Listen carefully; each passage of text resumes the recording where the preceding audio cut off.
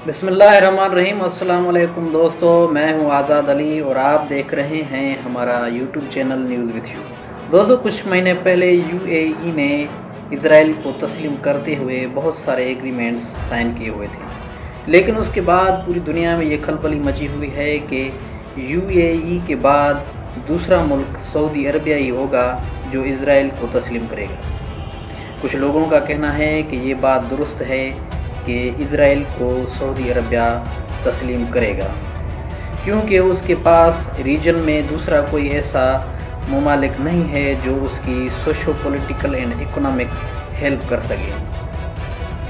दोस्तों, क्योंकि ईरान और सऊदी अरबिया के बीच में चलती हुई प्रॉक्सी वार की वजह से सऊदीया के पास एक बेस्ट ऑप्शन है कि वो इज़राइल को तस्लीम कर ले।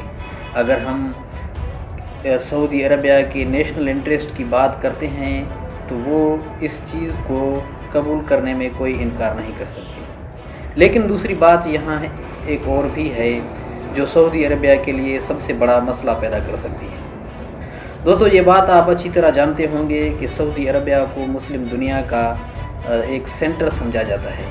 जैसे कि पूरी मुस्लिम दुनिया की 70% पॉपुलेशन जो सुन्नी है और 30% पॉपुलेशन जो शिया है। तो 70% पॉपुलेशन जो है वो सऊदी अरबिया को अपना एक मुस्लिम उम्मा का लीडर समझती है और वहाँ पे मुक़द्दस मकाम भी पाए जाते हैं, जिसकी वजह से पूरी दुनिया उन्हें एक मुस्लिम उम्मा का लीडर समझती है। तो यहाँ पे सऊदी अरबिया के लिए एक बहुत बड़ा मसला पैदा होने जा रहा है।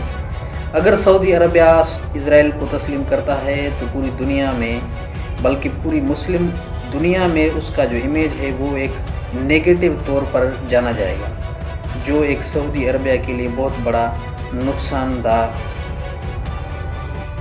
अस्सलाम वालेकुम दोस्तों, मैं हूं आज़ाद अली और आप देख रहे हैं हमारा YouTube channel news with you. नाज़रीन, मुत्तहिदा अरब इमारात और इज़राइल के बीच में होने वाले अमन मुआहदे के बाद पूरी मुस्लिम दुनिया का रिएक्शन आना शुरू हो गया और कुछ दिन पहले ही सऊदी अरबिया ने भी अपना रद्द अमल शुरू कर दिया।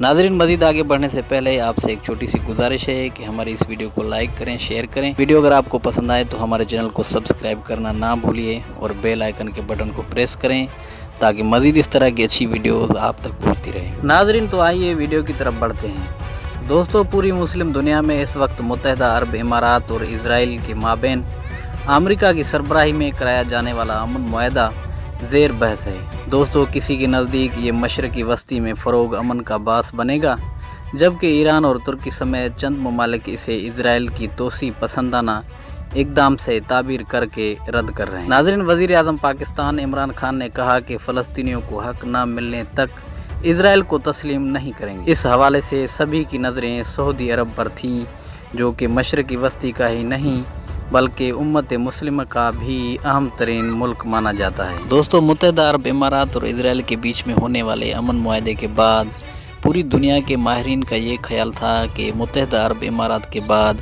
सऊदी अरबिया भी इज़राइल के साथ अमन मुआहदा कर सकता है। लेकिन नाज़रीन, चीज़ें इसके बरक्स हुई। दोस्तों, सऊदी अरब ने बुध के रोज़ कहा कि वो इज़राइल के साथ सफारती ताल्लुकात कायम करने में मुत्तहिदा अरब इमारात की पैरवी नहीं करेगा। नाज़रीन, उन्होंने मज़ीद कहा कि जब तक यहूदी रियासत फ़लस्तीनियों के साथ बैनुल अक़वामी सतह पर तस्लीम शुदा अमन मुआहदे पर दस्तखत नहीं करते। दोस्तों, मुत्तहिदा अरब इमारात गुज़िश्ता हफ्ते इज़राइल के साथ ताल्लुकात को मामूल पर लाने वाली पहली खलीजी रियासत बन गया। अमेरिका के एक तारीखी मुआहदे के तहत, जिसने सऊदी अरब समेत दीगर अरब रियासतों के साथ भी इसी तरह के मुआहदे का इम्कान बढ़ाया हुआ। लेकिन कई दिन की खामोशी के बाद और उसी तरह के मुआहदे का ऐलान करने के लिए अमरीकी दबाव की पेश नज़र सऊदी अरब के वज़ीर ख़ारजा शहज़ादा फैसल बिन फरहान ने फ़लस्तीन का मसला हल होने तक इसका इम्कान को रद्द कर दिया। दोस्तों, शहज़ादा फैसल ने बर्लिन के दौरे के मौके पर सहाफ़ियों को बताया कि ताल्लुकात को मामूल पर लाने के लिए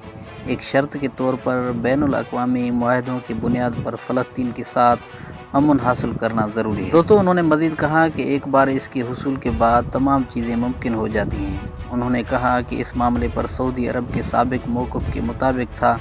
शहज़ादा फैसल के उस बयान पर सल्तनत का पहला बाज़ाब्ता रद्द अमल है जब मुत्तहिदा अरब इमारात की इज़राइल के साथ अमन मुआहदा तय हुआ। ये मिस्र और उर्दन के बाद यहूदी रियासत ने किसी अरब मुल्क के साथ حملہ کیا۔ دوستو اپنے جرمن ہم منصب بیکو ماسی کے ساتھ ایک نیوز کانفرنس میں شہزادہ فیصل نے مقبوضہ مغربی کنارے میں منسلک ہونے والی بستیوں کی تعمیر کے بارے میں اسرائیل کی یک طرفہ پالیسیوں پر تنقید کا عائد کیا، جو دو ریاستوں کے حل کے لیے ناجائز اور نقصان دہ چیز ہے۔ دوستو ابھی تک سعودی عرب نے اس معاہدے پر ایک قابل ذکر خاموشی برقرار رکھی تھی، یہاں تک کہ مقامی عہدیداروں نے اشارہ کیا کہ ریاض کو متحدہ عرب امارات اور اس کے اصولی علاقائی اتحادی نقش قدم پر چلنے کا فوری امکان نہیں ہے۔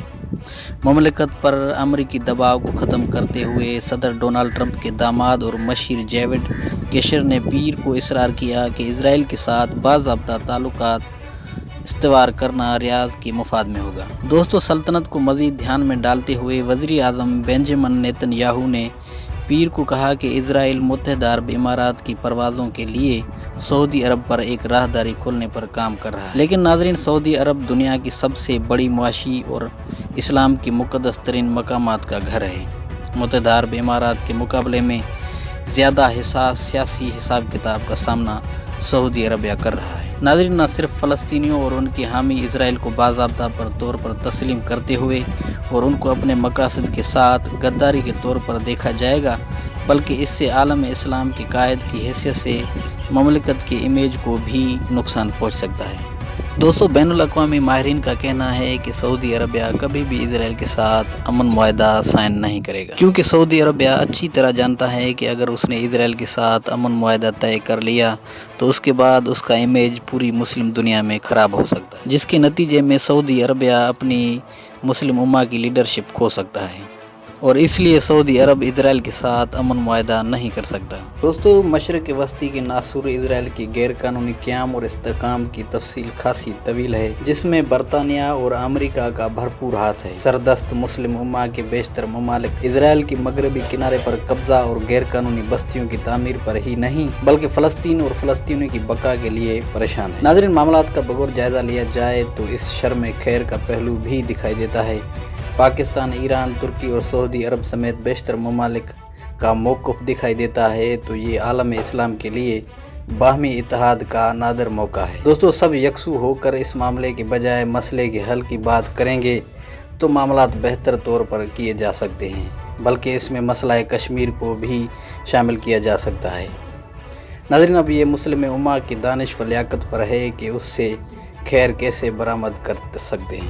بسم اللہ الرحمن الرحیم۔ السلام علیکم دوستو، میں ہوں آزاد علی اور آپ دیکھ رہے ہیں نیوز ویڈیو۔ دوستو آج کی اس ویڈیو میں ہم بات کریں گے اسرائیل متحدہ عرب امارات کا معاہدہ جو کچھ دن پہلے ہوا ہے۔ دوستو اس معاہدے کے بارے میں ہم جانیں گے اور اس کے اثرات کیا مسلم دنیا پر ہو سکتے ہیں۔ مزید آگے بڑھنے سے پہلے آپ سے ایک چھوٹی سی گزارش ہے کہ ہماری اس ویڈیو کو لائک کریں، شیئر کریں۔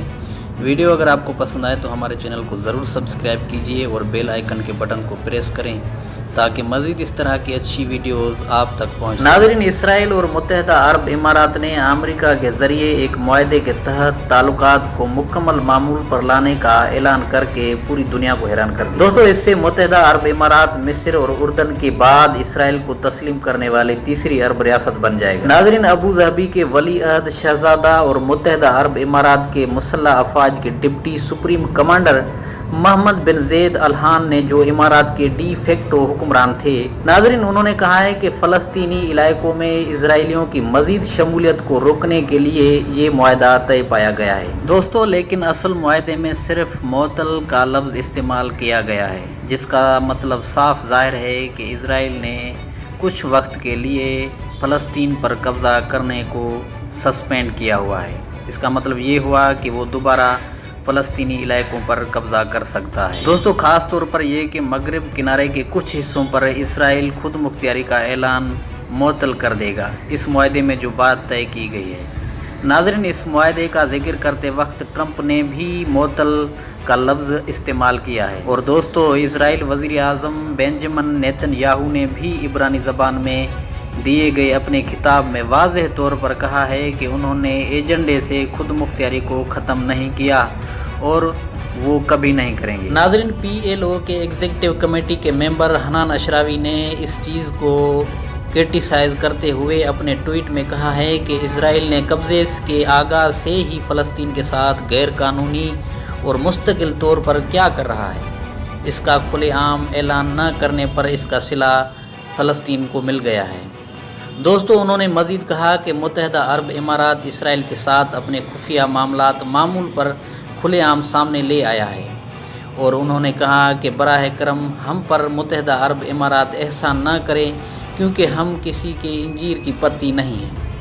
انہوں نے متحدہ عرب امارات کے ولی عہد شہزادے کے بیان پر بھی حملہ کرتے ہوئے کہا کہ آپ اپنے ملک کو چوری کرنے کی اذیت کبھی نہ محسوس کریں، آپ بھی کبھی قید میں رہائش پذیر رہنے کا درد محسوس نہیں کر سکتے۔ انہوں نے کہا کہ آپ کبھی بھی اپنے گھر کو گرانے یا اپنے پیاروں کے قتل کا مشاہدہ نہ کریں، کیونکہ آپ کو کبھی بھی اپنے دوستوں کے ذریعے فروخت نہ کیا جائے۔ دوستو، متحدہ عرب امارات کے ولی عہد شہزادے نے کہا کہ اس ایگریمنٹ سے سب سے زیادہ جو فائدہ ہے وہ صرف اور صرف فلسطینیوں کو ہو سکتا ہے۔ لیکن دوستو، اس ایگریمنٹ میں ایسی کوئی خاص بات نہیں جس سے فلسطینیوں کو کوئی فائدہ پہنچ سکے، برعکس اس کے کہ اس میں صرف اور صرف متحدہ عرب امارات کے مفادات شامل ہیں۔ اس ایگریمنٹ کے تھرو متحدہ عرب امارات اسرائیل کے ساتھ کامرس، بزنس، انڈسٹریز، ٹریڈ اور سائنس اور ٹیکنالوجی کے بیشتر فوائد حاصل کر سکتا ہے۔ دوستو، اس سے صاف ظاہر ہوتا ہے کہ متحدہ عرب امارات صرف اور صرف اپنے نیشنل انٹرسٹ کو پروموٹ کرنے کے لیے یہ ایگریمنٹ سائن کیا ہے۔ دوستو، اسرائیل اور متحدہ عرب امارات کے اس ایگریمنٹ کے رد عمل میں مسلم دنیا کے صرف اور صرف 3 ممالک نے اپنے اسٹیٹمنٹس جاری کیے ہوئے ہیں۔ ناظرین، جس میں پہلے نمبر پر ایران ہے، دوسرے پر ٹرکی ہے اور تیسرے نمبر پر ملیشیا شامل ہے۔ دوستو، ترکی کے صدر رجب طیب اردگان نے اپنے اسٹیٹمنٹ میں واضح طور پر کہا ہے کہ اس ایگریمنٹ کے رد عمل میں ہم مستقبل میں متحدہ عرب امارات کے ساتھ اپنے سفارتی تعلقات ختم کرنے جا رہے ہیں، اور ایران نے بھی اس طرح کا ہی کچھ بیان دیا ہوا ہے۔ دوستو، ان بگڑتے ہوئے حالات سے کچھ ایسا لگ رہا ہے کہ مسلم دنیا میں ایک اور نیا مسلم بلاک بننے جا رہا ہے، جس میں ٹرکی، ایران، ملیشیا، سیریا، یمن اور دیگر ممالک شامل ہو سکتے ہیں۔ لیکن دوستو، یہاں پر پاکستان کے لیے سب سے بڑا مسئلہ پیدا ہونے جا رہا ہے۔ اگر دوسرا مسلم بلاک بنا تو پاکستان کے لیے یہ سب سے بڑا مسئلہ بن جائے گا کہ وہ کس طرف جائے، کیونکہ دوستو، دبئی اور سعودیہ کو چھوڑنے کے بعد پاکستان کے لیے بیشتر مسائل کا سامنا کرنا پڑے گا، کیونکہ ناظرین، سعودی عربیہ اور متحدہ عرب امارات پاکستان کے ہر مشکل وقت میں پاکستان کو فنڈز دیا کرتے ہیں، اور دوسری بات یہ ہے کہ پاکستانی 10 لاکھ سے زیادہ سعودی عربیہ میں مقیم ہیں جو ایک لیبر کے طور پر کام کرتے ہیں، اور 5 سے 6 لاکھ تک متحدہ عرب امارات میں پاکستانی مزدور کام کرتے ہیں۔ اگر متحدہ عرب امارات اور سعودی عربیہ سے پاکستان کے حالات بگڑتے ہیں تو 10 سے 15 لاکھ پاکستانی مزدور واپس بھیج دیے جائیں گے۔ تو اس سے آپ سوچ سکتے ہیں کہ پاکستان کے ساتھ کیا حالات ہو سکتے ہیں۔ دوستو، پاکستان مسلم دنیا کی واحد ایک نیوکلیئر اسٹیٹ ہے اور جس کے پاس سب سے بڑی طاقتور فوج ہے، اس کے باوجود بھی پاکستان نے ابھی تک کوئی رد عمل نہیں دیا۔ ناظرین، اس سے صاف ظاہر ہوتا ہے کہ پاکستان متحدہ عرب امارات اور سعودی عربیہ کے آگے مجبور ہے، جس کی وجہ سے وہ کوئی اسٹیٹمنٹ جاری نہیں کر سکتا۔ دوستو، لیکن حالات پہلے سے کچھ مزید بہتر ہونے جا رہے ہیں، کیونکہ پاکستان پہلی بار سعودی عربیہ کے سامنے کھڑا ہو کر سعودی عربیہ کے ساتھ آنکھ میں آنکھ ملا کر بات کرنے کی کوشش کر رہا ہے۔ ناظرین، اس سے ایسا لگتا ہے کہ مستقبل میں پاکستان سعودی عربیہ اور متحدہ عرب امارات کی غلامی سے آزاد ہو سکتا ہے۔ بسم اللہ الرحمن الرحیم۔ السلام علیکم ناظرین، میں ہوں آزاد علی اور آپ دیکھ رہے ہیں نیوز وتھ یو۔ دوستو، آج کی اس ویڈیو میں ہم بات کریں گے کہ کیا ایران اپنے جوہری ہتھیار خفیہ طور پر بنا چکا ہے یا پھر نیوکلیئر بم بنانے کے کتنے قریب پہنچا ہے۔ مزید آگے بڑھنے سے پہلے آپ سے ایک چھوٹی سی گزارش ہے کہ ہماری اس ویڈیو کو لائک کریں، اگر ویڈیو آپ کو پسند آئے تو ہمارے چینل کو ضرور سبسکرائب کیجئے اور بیل آئیکن کے بٹن کو پریس کریں تاکہ مزید اس طرح کی اچھی ویڈیوز آپ تک پہنچتی رہیں۔ ناظرین، 2015 کے معاہدے کے تحت ایران نے اپنی افزودہ یورینیم کا تقریباً 97% ضبط کر لیا، جو ایٹمی ہتھیاروں کو ईंधन के तौर पर इस्तेमाल किया जाता था और भारी धात को बेहतर बनाने के लिए दरियाफ्त होने वाले कुछ 3/4 सेंट्रीफ्यूजर्स को जंग आलूदा कर दिया। नाज़रीन, जब मुआहदे पर बातचीत हुई तो अमरीकी ओहदेदारों का अंदाज़ा था कि अगर ईरान ने अपनी दिफात को तर्क कर दिया तो मुल्क को बम के लिए दरकार मादे की बहाली के लिए 1 साल दरकार हो। नाज़रीन, लेकिन 2018 में अमेरिकन प्रेसिडेंट डोनाल्ड ट्रंप ने इस मुआहदे को खारिज करते हुए कहा कि हम इस मुआहदे को नहीं मानते और उसके बाद अमेरिका ने ईरान पर बहुत सख्त पाबंदियां आयद भी की। नाज़रीन, उसके बाद ईरान ने कहा कि अगर अमेरिका ने इस मुआहदे की पैरवी नहीं की तो ईरान अपने यूरेनियम को मज़ीद आगे बढ़ाएगा। नाज़रीन, ईरान के शहर इस्फहान में नेंतिज़ जोहरी प्लांट में लगने वाली आग और तेहरान के बाहर खोजीर फौजी कॉम्प्लेक्स में ज़बरदस्त धमाके ने ईरानी जोहरी बैलिस्टिक मिसाइल सहूलियात की बिगड़ती हिफाजत के खुदशात को जन्म दिया और इन हादसात के बावजूद मुल्क की इंतज़ामिया अक़वाम मुत्तहिदा की जोहरी निगरान बैनुल अक़वामी के साथ ताउन करने पर तुली हुई है। नाज़रीन, माहिरीन ने कसरत से ये बात बरकरार रखी है कि ईरान की गैर मुनज़्ज़म जोहरी अज़ाइम और मिसाइल की तौक़ुब से खित्ते में डोमिनो असर पड़ सकता है, जो अफ़की जोहरी हथियारों के फैलाव को बढ़ाता है और इस इलाके में जोहरी और रेडियोलॉजिकल हादसात का इम्कान बढ़ा सकता है। दोस्तों, ईरानियों के अहाते के बावजूद तजारती सेटेलाइट की तस्वीर से साफ ज़ाहिर होता है कि खोजीर साइट को मुमकिन तौर पर एटमी हथियारों की तामीर के लिए इस्तेमाल किया गया। नाज़रीन, हैरत की बात यह है कि एक कवी शुबा है कि इस धमाके के मुल्क की जोहरी या मिसाइल प्रोग्राम से कोई ताल्लुक। कानूनी तौर पर ईरान जोहरी अदम फैलाव मुआहदा NPT की जमायत है और वो ना तो एटमी जिस्म फरोशी का सामान तैयार कर सकता है और ना ही जोहरी हथियारों की फराहमी की गाड़ियों की तैयारी कर सकता है और ना ही इसका तजुर्बा कर सकता है। इसके अलावा ईरान को ये मालूम करने के लिए IAEA के साथ ताउन करना होगा कि आया हालिया खोजीर धमाका तेहरान की जोहरी सरगर्मियों की वजह से हुआ था या रवायती धमाका। दोस्तों, गुज़िश्ता माह IAEA के बोर्ड ऑफ गवर्नर ने एक करारदाद मंजूर करते हुए 2 जोहरी मकामात तक रसाई का मुतालबा किया, जहां तेहरान के बारे में सोचा गया था कि वो गैर एलानिया जोहरी मवाद को महफूज या इस्तेमाल करता है। ताहम ईरानी क़यादत ने किसी जोहरी मवाद या सरगर्मियों से मुतल्लिक एजेंसी के सवालों की वजाहत से इनकार कर दिया। नाज़रीन, एजेंसी ने दावा किया कि ईरान ने अफजूदा यूरेनियम की ज़ख़ीरों में इजाफा जारी रखा है और वो जोहरी मुआहदे की खिलाफ वर्जी कर रहा है। दोस्तों, ईरान के IAEA के साथ ताउन करने के लिए तैयार नहीं, जिसकी वजह से उसके इंस्पेक्टर के लिए खोजीर में माहौलियाती नमूने इकट्ठा करना नामुमकिन हो गया है ताकि हालिया से मुतल्लिक इसरार को हल किया जा सके। ताहम धमाके की नोयत का तयन करना तेहरान की NPT से वाबस्ती का अंदाज़ा लगाना ज़रूरी है। आलमी इदारा के साथ ईरान की अदम तावन से इस इल्ज़ाम को मज़ीद तक़वियत मिलेगी कि वो जोहरी टेक्नोलॉजी की शहरी इस्तेमाल की भेस में अपने जोहरी हथियारों के प्रोग्राम को खुफिया तौर पर आगे बढ़ा रहा है। इससे ट्रंप इंतज़ामिया की 8 मई 2018 के मुश्तरका जामे मनसूबा बंदी JCPOA से दस्तबरदारी और इसके नतीजे में तेहरान पर दोबारा पाबंदियाँ आयद करने के फैसले को भी जवाब मिलेगा।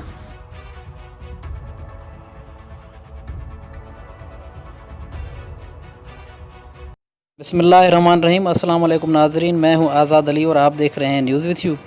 दोस्तों, आज की इस वीडियो में हम बात करेंगे आर्टिफिशियल इंटेलिजेंस के बारे में और ये देखेंगे कि क्या फ्यूचर में आर्टिफिशियल इंटेलिजेंस इंसानों के लिए बेशतर मसाइल पैदा करने जा रही है या फिर इंसानों के लिए मज़ीद आसानियाँ पैदा करेगी। मज़ीद आगे बढ़ने से पहले आपसे एक छोटी सी गुजारिश है कि हमारी इस वीडियो को लाइक करें, शेयर करें। अगर वीडियो आपको पसंद आए तो हमारे चैनल को सब्सक्राइब करना ना भूलिए और बेल आइकन के बटन को प्रेस करें ताकि मज़ीद इस तरह की अच्छी वीडियोज़ आप तक पहुँचती रहें। दोस्तों, तो आइए वीडियो की तरफ बढ़ते हैं। नाज़रीन, सबसे पहले हम ये जानेंगे कि आर्टिफिशियल इंटेलिजेंस है क्या। दोस्तों, अमेरिकन साइंटिस्ट जॉन मैकार्थी, उनका ये कहना है कि ज़हीन मशीनें बनाने की साइंस और इंजीनियरिंग, ख़ास तौर पर ज़हीन कंप्यूटर प्रोग्रामिंग को ही आर्टिफिशियल इंटेलिजेंस कहा जाता है। नाज़रीन, ये बात जहन में रखें कि कुछ लोगों का ख्याल है कि जॉन मैकार्थी ही को आर्टिफिशियल इंटेलिजेंस का बानी कहा जाता है, लेकिन कुछ लोग ये कहते हैं कि आर्टिफिशियल इंटेलिजेंस के असल फादर एलन ट्यूरिंग ही हैं। दोस्तों, मारूफ scholar doctor Yuval Noh Harari, जिनका ताल्लुक इजराइल से है, जो कि खुद बहुत बड़े तारीखदान और फ़लसफ़ी भी हैं। नाज़रीन, युवल नोह हरारी का मानना है कि आर्टिफिशियल इंटेलिजेंस मुस्तकबिल में इंसानों के लिए क्लाइमेट चेंज और न्यूक्लियर वार से भी ज़्यादा खतरनाक साबित हो सकता है। दोस्तों, मज़ीद वो कहते हैं कि 2050 तक 50% से ज़्यादा मुलाजमत ख़त्म हो जाएंगी और ज़्यादातर लोग बेरोज़गार हो जाएंगे। नाज़रीन, एक इंटरव्यू में उन्होंने कहा कि इस टेक्नोलॉजी के आने की वजह से इस दुनिया में एक यूजलेस क्लास का वजूद होने जा रहा है, क्योंकि 2050 तक ज़्यादातर काम रोबोट संभाल लेंगे और लोगों के पास कुछ करने के लिए बाकी कुछ नहीं रहेगा। दोस्तों, ये बात वाज़ेह करते चलें कि युवल नोह हरारी ने एक अमेरिकन टीवी को इंटरव्यू देते हुए कहा कि आर्टिफिशियल इंटेलिजेंस की वजह से ज़्यादातर बेरोज़गारी डेवलप्ड कंट्रीज़ में ही होगी, क्योंकि ज़्यादातर तरक्की पसंद ममालिक इस टेक्नोलॉजी पर काम कर रहे हैं, जिसमें जापान, चाइना, अमेरिका, रशिया और दीगर यूरोपियन ममालिक शामिल हैं। दोस्तों, दी जापान टाइम्स के मुताबिक जापान इस दुनिया का वाहिद और पहला मुल्क है जो सबसे ज़्यादा आर्टिफिशियल इंटेलिजेंस पर काम कर रहा है। दोस्तों, वार एंड स्ट्रेटजीज के माहिरीन का कुछ कहना है कि जापान आर्टिफिशियल इंटेलिजेंस की मदद से रोबोटिक्स आर्मी बनाने जा रहा है, जो कि मुस्तकबिल में बहुत ही खतरनाक साबित हो सकती है। नाज़रीन, यूं तो न्यूक्लियर रखने वाले ममालिक इस वक्त पूरी दुनिया में ताकतवर तस्लीम किए जा रहे हैं, लेकिन कुछ माहिरीन का कहना है कि मुस्तकबिल में आर्टिफिशियल इंटेलिजेंस न्यूक्लियर वेपन्स को भी रिप्लेस कर देगी, जो कि एक बहुत ही तशवीशनाक सूरत हाल बन सकती है। दोस्तों, डॉक्टर युवल नोह हरारी एक इंटरव्यू में कहते हैं कि मुझे इस टेक्नोलॉजी से कोई एतराज़ नहीं, अगर इसे अच्छे कामों के लिए इस्तेमाल किया जाए तो इंसानों का मुस्तकबिल मज़ीद आरामदा हो सकता है। नाज़रीन, उनका कहना है कि अगर हम इस आर्टिफिशियल इंटेलिजेंस को मेडिकल फील्ड में इस्तेमाल करें तो हम लाखों लोगों की जानें बचा सकते हैं, क्योंकि आर्टिफिशियल इंटेलिजेंस एक इंसान से ज़्यादा परफेक्ट काम करती है और इसकी मदद से हम दुनिया की हर बीमारी को डायग्नोज कर सकते हैं, जो कि एक इंसान नहीं कर सकता। दोस्तों, उनकी ये बात तो बिल्कुल दुरुस्त है, क्योंकि हमें एक डॉक्टर बनाने में लगभग 5 साल से 8 साल लग जाते हैं, और वो भी लाखों रुपए खर्च करने के बाद जाके एक डॉक्टर तैयार होता है। लेकिन वही डॉक्टर बीमारियों को डायग्नोज करने के लिए मशीनों का ही सहारा लेता है, क्योंकि वो खुद तो किसी बीमारी को डायग्नोज नहीं कर सकता। दोस्तों, अगर इस नज़रिए से देखा जाए तो मसनूई ज़हानत इंसानों के लिए मज़ीद आसानियाँ पैदा कर सकती हैं, और इंसान इस दुनिया को मज़ीद आरामदा बनाने के लिए इस मसनूई ज़हानत से बेशतर फ़ायदे उठा सकता है। नाज़रीन, वीडियो अगर आपको पसंद आई हो तो कमेंट्स बॉक्स में जाकर ज़रूर कमेंट कीजिएगा, ताकि अगली बार हम इस तरह की मज़ीद अच्छी वीडियोज़ आपकी खिदमत में पेश करें। बिस्मिल्लाहिर्रहमानिर्रहीम। अस्सलाम वालेकुम नाज़रीन, मैं हूं आज़ाद अली और आप देख रहे हैं न्यूज़ विथ यू। दोस्तों, आज की इस वीडियो में हम बात करेंगे पाकिस्तान के कुछ दिलचस्प और अजीब हक़ाइक़, जिसके बारे में आप जानकर सच में हैरान हो जाएंगे। मज़ीद आगे बढ़ने से पहले आपसे एक छोटी सी गुजारिश है कि हमारी इस वीडियो को लाइक करें। अगर वीडियो आपको पसंद आए तो हमारे चैनल को ज़रूर सब्सक्राइब कीजिए और बेल आइकन के बटन को प्रेस करें, ताकि मज़ीद इस तरह की अच्छी वीडियोज़ आप तक पहुँचती रहें। दोस्तों, तो आइए वीडियो की तरफ बढ़ते हैं। नाज़रीन, ये बात तो आप अच्छी तरह जानते हैं कि फ़ुटबॉल एक वाहिद खेल है जो दुनिया में बड़े शौक़ से देखा जाता है। जी हाँ नाज़रीन, पाकिस्तान दुनिया के 50% से ज़्यादा फ़ुटबॉलों का फ़ख्र मैन्युफैक्चर है, जहाँ उन्होंने अभी तक बैनुल अक़वामी मंजरनामे पर खेल में जगह बनाना बाकी है। दोस्तों, फीफा वर्ल्ड के तमाम फुटबॉल पाकिस्तान के शहर सियालकोट में ही बनते हैं। जी हाँ नाज़रीन, दोस्तों, दुनिया के किसी भी मुल्क की अगर मुआशी हालत ठीक करनी हो तो उसके पास गहरे और गर्म पानी का बंदरगाह होना लाजमी है। दोस्तों, यूं तो दुनिया के बेशतर ममालिक के पास बंदरगाह हैं, लेकिन पाकिस्तान वाहिद ऐसा मुल्क है जिसके पास दुनिया के सबसे बड़ा गहरा समुद्री गर्म पानी का बंदरगाह मौजूद है। जी हाँ नाज़रीन, जनूबी एशिया का मुआशी राहदारी समझे जाने वाला बंदरगाह पाकिस्तान में मौजूद है। आइंदा बरसों में पाकिस्तान के लिए बहुत सारे इम्कानात लाने का वादा करता है। नाज़रीन, ये बंदरगाह ग्वादर में वाक़ई मौजूद है। दोस्तों, पाकिस्तान एक ऐसा मुल्क है जिसे चोटियों का मरकज़ माना जाता है। जी हाँ नाज़रीन, कराक्रम रेंज का एक बहुत बड़ा हिस्सा पाकिस्तान के रास्ते से गुजरता है। नाज़रीन, पाकिस्तान की दुनिया में 20 आला चोटियों में से 8 ऐसी चोटियाँ हैं जो पाकिस्तान में मौजूद हैं। नाज़रीन, माउंट एवरेस्ट के बाद दूसरे नंबर पर चोटी, जिसे K2 कहा जाता है, वो पाकिस्तान में मौजूद है, और बेशतर चोटियाँ भी मौजूद हैं जिसमें नागा पर्वत, राकापोशी और ट्रिचमीर वगैरह शामिल होती हैं। नाज़रीन, ये बात तो आप अच्छी तरह जानते हैं कि पाकिस्तान की ज़राअत पाकिस्तान की बैकबोन समझी जाती है। जी हाँ नाज़रीन, इस बात में कोई शक नहीं, क्योंकि पाकिस्तान की 72% आबादी ज़राअत से वाबस्ता है, जो उनकी आमदनी का बुनियादी ज़रिया है। नाज़रीन, दुनिया में पाकिस्तान नहर पर मबनी आबपाशी का सबसे बड़ा निज़ाम मौजूद है। नाज़रीन, पाकिस्तान के पास शार कराक्रम मौजूद है, जो दुनिया की 8वीं हैरत के तौर पर मानी जाती है। जी हाँ नाज़रीन, शाहराह कराक्रम को दुनिया की बुलंद तरीन पक्की शाहराह समझा जाता है। इस मौजज़ाती कोशिश ने इसे गैर सरकारी तौर पर दुनिया की 8वीं हैरत के तौर पर पक्की शाहराह माने जाने का एजाज़ हासिल है। नाज़रीन, पाकिस्तान दुनिया का एक वाहिद मुल्क है जिसके पास सबसे बड़ा निजी एम्बुलेंस नेटवर्क मौजूद है। नाज़रीन, एधी फाउंडेशन की क़यादत एक नेक इंसान दोस्त अब्दुल सत्तार एधी ने रखी थी, जो दुनिया की सबसे बड़ी निजी एम्बुलेंस नेटवर्क मानी जाती है। दोस्तों, इस एधी फाउंडेशन में हज़ारों की तादाद एम्बुलेंस काम कर रही है और पूरे मुल्क में खिदमत सरअंजाम दे रही है। नाज़रीन, ये बात तो आप अच्छी तरह जानते हैं कि पाकिस्तान का कौमी तराना पाकिस्तान की पहचान है और पाकिस्तानी इस पर फ़ख्र महसूस करते हैं। जी हाँ नाज़रीन, पाकिस्तान के कौमी तराने की धुन को दुनिया की तीसरी बेहतरीन कौमी तराने में शुमार किया गया। नाज़रीन, दुनिया के सबसे बड़े ग्लेशियर भी पाकिस्तान में पाए जाते हैं। जी हाँ नाज़रीन, दुनिया के सबसे बड़े ग्लेशियर शिमाली पाकिस्तान में वाक़ हैं। नाज़रीन, उस ग्लेशियर का नाम है बलतूरा ग्लेशियर, जो तकरीबन 63 किलोमीटर के फासले पर वाक़ है। नाज़रीन, पाकिस्तान दुनिया की सुपर पावर ममालिक बनने वालों की फहरिस्त में 9वें नंबर पर है। जी हाँ नाज़रीन, इसकी वजह यह है कि इसकी एटमी ताकत, मिसाइल टेक्नोलॉजी और दुनिया की 6वीं बड़ी फ़ौज मौजूद है। दोस्तों, पाकिस्तान कल्चरल विरसे के हवाले से भी दुनिया में बहुत ही मशहूर है। जी हाँ नाज़रीन, पाकिस्तान में बहुत सारी इमारतों को दुनिया की सबसे मशहूर इमारतों में शामिल किया गया है। उनमें से कई को तो अक़वाम मुत्तहिदा ने दुनिया की सकाफ़ती विरसे के तौर पर भी निशानदद किया है। कुछ मशहूर इमारत जिनका ताल्लुक़ ज़्यादातर मुग़ल सल्तनत से है, जिसमें बादशाही मस्जिद, शाही किला और शालीमार गार्डन वगैरह शामिल हैं। दोस्तों, पाकिस्तान वो दुनिया का वाहिद मुल्क है जो एक वक्त मुख्तलिफ मरकज़ी धारे में शामिल खेलों में 4 वर्ल्ड कप फाइनल जीतने वाला दुनिया का पहला मुल्क बन गया है। जी हाँ नाज़रीन, खेलों में क्रिकेट, हॉकी, स्क्वैश और स्नूकर भी शामिल। दोस्तों, वीडियो अगर आपको पसंद आई तो कमेंट बॉक्स में जाकर ज़रूर कमेंट कीजिएगा, ताकि अगली बार हम आपकी खिदमत में पाकिस्तान के मज़ीद दिलचस्प हक़ाइक़ पेश करें। बिस्मिल्लाहिर्रहमानिर्रहीम। अस्सलाम वालेकुम नाज़रीन, मैं हूं आज़ाद अली और आप देख रहे हैं न्यूज़ विथ यू। दोस्तों, आज की इस वीडियो में हम बात करेंगे पाकिस्तान के कुछ दिलचस्प और अजीब हक़ाइक़, जिसके बारे में आप जानकर सच में हैरान हो जाएंगे। मज़ीद आगे बढ़ने से पहले आपसे एक छोटी सी गुजारिश है कि हमारी इस वीडियो को लाइक करें। अगर वीडियो आपको पसंद आए तो हमारे चैनल को ज़रूर सब्सक्राइब कीजिए और बेल आइकन के बटन को प्रेस करें, ताकि मज़ीद इस तरह की अच्छी वीडियोज़ आप तक पहुंचती रहें। दोस्तों, तो आइए वीडियो की तरफ बढ़ते हैं। नाज़रीन, ये बात तो आप अच्छी तरह जानते हैं कि फ़ुटबॉल एक वाहिद खेल है जो दुनिया में बड़े शौक़ से देखा जाता है। जी हाँ नाज़रीन, पाकिस्तान दुनिया के 50% से ज़्यादा फ़ुटबॉलों का फ़ख्र मैन्युफैक्चर है, जहाँ उन्होंने अभी तक बैनुल अक़वामी मंजरनामे पर खेल में जगह बनाना बाकी है। दोस्तों, फीफा वर्ल्ड के तमाम फुटबॉल पाकिस्तान के शहर सियालकोट में ही बनते हैं। जी हाँ नाज़रीन, दोस्तों, दुनिया के किसी भी मुल्क की अगर मुआशी हालत ठीक करनी हो तो उसके पास गहरे और गर्म पानी का बंदरगाह होना लाजमी है। दोस्तों, यूँ तो दुनिया के बेशतर ममालिक के पास बंदरगाह हैं, लेकिन पाकिस्तान वाहिद ऐसा मुल्क है जिसके पास दुनिया के सबसे बड़ा गहरा समुद्री गर्म पानी का बंदरगाह मौजूद है। जी हाँ नाज़रीन, जनूबी एशिया का मुआशी राहदारी समझे जाने वाला बंदरगाह पाकिस्तान में मौजूद है।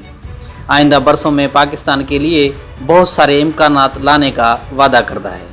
नाज़रीन, ये बंदरगाह ग्वादर में वाक़ मौजूद है। दोस्तों, पाकिस्तान एक ऐसा मुल्क है जिसे चोटियों का मरकज़ माना जाता है। जी हाँ नाज़रीन, कराक्रम रेंज का एक बहुत बड़ा हिस्सा पाकिस्तान के रास्ते से गुजरता है। नाज़रीन, पाकिस्तान की दुनिया में 20 आला चोटियों में से 8 ऐसी चोटियाँ हैं जो पाकिस्तान में मौजूद हैं। नाज़रीन, माउंट एवरेस्ट के बाद दूसरे नंबर पर चोटी, जिसे K2 कहा जाता है, वो पाकिस्तान में मौजूद है और बेशतर चोटियाँ भी मौजूद हैं, जिसमें नागा पर्वत, राकापोशी और ट्रिचमीर वगैरह शामिल होती हैं। नाज़रीन, ये बात तो आप अच्छी तरह जानते हैं कि पाकिस्तान की ज़राअत पाकिस्तान की बैकबोन समझी जाती है। जी हाँ नाज़रीन, इस बात में कोई शक नहीं, क्योंकि पाकिस्तान की 72% आबादी ज़राअत से वाबस्ता है, जो उनकी आमदनी का बुनियादी ज़रिया है। नाज़रीन, दुनिया में पाकिस्तान नहर पर मबनी आबपाशी का सबसे बड़ा निज़ाम मौजूद है। नाज़रीन, पाकिस्तान के पास शाहराह कराक्रम मौजूद है, जो दुनिया की 8वीं हैरत के तौर पर मानी जाती है। जी हाँ नाज़रीन, शाहराह कराक्रम को दुनिया की बुलंद तरीन पक्की शाहराह समझा जाता है।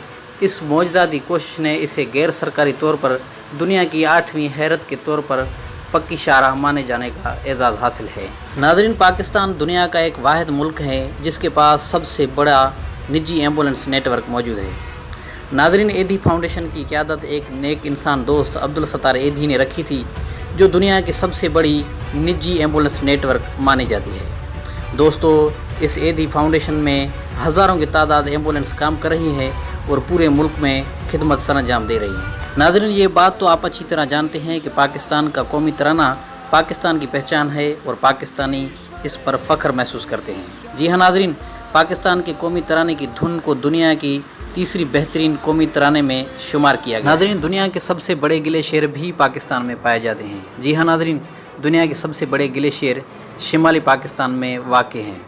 नाज़रीन, उस ग्लेशियर का नाम है बलतूरा ग्लेशियर, जो तकरीबन 63 किलोमीटर के फासले पर वाक़ है। नाज़रीन, पाकिस्तान दुनिया की सुपर पावर ममालिक बनने वालों की फहरिस्त में 9वें नंबर पर है। जी हाँ नाज़रीन, इसकी वजह यह है कि इसकी एटमी ताकत, मिसाइल टेक्नोलॉजी और दुनिया की 6वीं बड़ी फ़ौज मौजूद है। दोस्तों, पाकिस्तान कल्चरल विरसे के हवाले से भी दुनिया में बहुत ही मशहूर है। जी हाँ नाज़रीन, पाकिस्तान में बहुत सारी इमारतों को दुनिया की सबसे मशहूर इमारतों में शामिल किया गया है।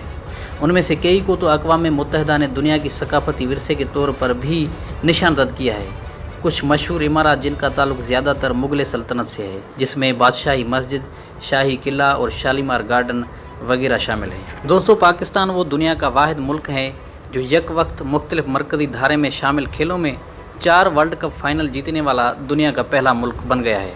जी हाँ नाज़रीन, खेलों में क्रिकेट, हॉकी, स्क्वैश और स्नूकर भी शामिल। दोस्तों, वीडियो अगर आपको पसंद आई तो कमेंट बॉक्स में जाकर ज़रूर कमेंट कीजिएगा, ताकि अगली बार हम आपकी खिदमत में पाकिस्तान के मज़ीद दिलचस्प हक़ाइक़ पेश करें। बिस्मिल्लाहिर्रहमानिर्रहीम। अस्सलाम वालेकुम नाज़रीन, मैं हूं आज़ाद अली और आप देख रहे हैं न्यूज़ विथ यू।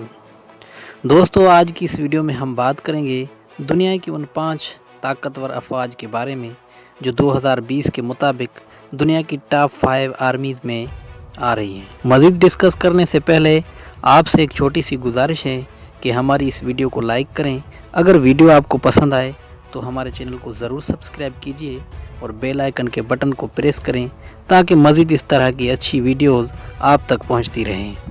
दोस्तों, तो आइए वीडियो की तरफ बढ़ते हैं। नाज़रीन, इस दुनिया में कुछ ऐसे लोग भी रहते हैं जिनका ये मानना है कि अगर आप इस धरती पर रहना चाहते हैं तो आपके लिए ताकतवर बनना लाजमी है, और इस नज़रिए की पैरवी करते हुए दुनिया के कुछ ममालिक ऐसे भी हैं जो अरबों डॉलर अपनी आर्मीज़ पे खर्च करते हैं। दोस्तों, तो आइए जानते हैं कि वो ममालिक कौन से हैं। नाज़रीन, नंबर 5 पर आता है जापान। जी हाँ दोस्तों, ग्लोबल फायर पावर एक वेबसाइट है, उसके मुताबिक जापान दुनिया की 5वें नंबर पर ताकतवर आर्मी मानी जाती है। जी हाँ नाज़रीन, एक अंदाजे के मुताबिक जापान के पास मुतहरिक फ़ौजी एहलकार हैं 2,47,160। दोस्तों, नंबर 4 पर आता है हिंदुस्तान। जी हाँ दोस्तों, भारत कश्मीर के खित्ते पर करीबी पाकिस्तान के साथ तवील अरसे से इलाकाई तनाज़ात में मसरूफ़ हैं। नाज़रीन, एक अंदाजे के मुताबिक भारत की अफ़वाज 14,44,000 पर मुश्तमिल है। जी हाँ नाज़रीन, ये दुनिया की बड़ी अफ़वाज में ही शामिल होती हैं। दोस्तों, ग्लोबल फायर पावर का कहना है कि इंडिया के पास 4,292 के करीब टैंकें हैं और 2-वेड आर्टिलरी 4,060 के करीब हैं, और इंडिया के पास 538 के लगभग लड़ाके तैयारे मौजूद हैं जो दुनिया की रहनुमा मुल्कों में शामिल होते हैं।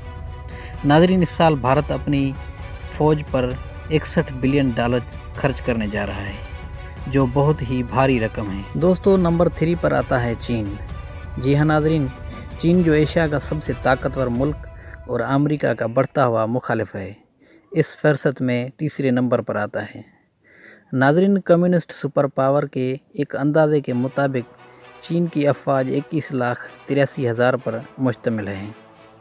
जी हाँ नाज़रीन, चीन हालिया बरसों में बहरिया जनूबी चीन के पार इलाकाई तनाज़ात में मुलवस होने के दौरान अपनी बहरिया तश्कील दे रहा है। नाज़रीन, ग्लोबल फायर पावर का कहना है कि आज उनके पास 74 आबदोज़, 52 फ्रिगेट और 33,000 बख्तरबंद गाड़ियाँ और 3,500 टैंक, और उनकी फ़िज़ाइया 1,232 लड़ाके तैयारे और 281 हमले आवर हेलीकॉप्टर मौजूद हैं। नाज़रीन, 2020 में चीन अपनी मुसल्लह अफ़वाज पर $237 बिलियन खर्च करने जा रहा है, जो एक बहुत भारी रकम है। दोस्तों, तो दूसरे नंबर पर है रूस। जी हाँ दोस्तों, रूस की फ़ौज हालिया बरसों में शाम और यूक्रेन में शामिल हो गई है। دوستو روس ایک دنیا کا واحد ملک ہے جس کے پاس دنیا کی سب سے زیادہ ٹینکس موجود ہیں۔ آپ ایسے سمجھیں کہ امریکہ کے پاس جتنی ٹینکس ہیں اس سے دگنا ٹینکس رشیا کے پاس ہیں۔ ناظرین، گلوبل فائر پاور کی اعداد شمار کے مطابق روس کی افواج 10,13,628 اہلکاروں پر متحرک ہیں۔ ناظرین، 27,038 بختر بند گاڑیاں ہیں اور 6,083 یونٹ خود سے چلنے والے توپ خانے روس کے پاس موجود ہیں۔ ناظرین، 6,860 راکٹ پروجیکٹر کمانڈ کرنے کے لیے انچارج ہیں اور آسمان میں روس کی فضائیہ کے پاس 873 لڑاکے طیارے اور 531 حملہ ہیلی کاپٹرز موجود ہیں۔ ناظرین، پانی میں اس کے پاس 62 آبدوزیں اور 48 جنگجو جہاز موجود ہیں۔ دوستو، اس سال روس نے اپنی فوج پر $55 بلین خرچ کرنے کا تخمینہ لگایا ہے۔ دوستو، نمبر 1 پر آتا ہے امریکہ۔ جی ہاں ناظرین، United States of America global fire power کا کہنا ہے کہ امریکہ نے دنیا میں غیر متنازع فوجی طاقت کی حیثیت سے اپنا اول مقام برقرار رکھا ہے۔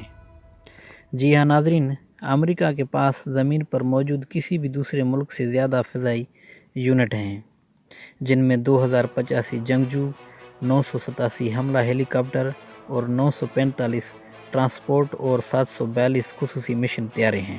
ناظرین، ایک اندازے کے مطابق کہا جاتا ہے کہ امریکہ کے پاس 14 لاکھ کے لگ بھگ فوجی اہلکار موجود ہیں۔ جی ہاں ناظرین، واشنگٹن نے 2020 میں امریکی فوجی بجٹ کے لیے $750 بلین مختص کیے ہیں۔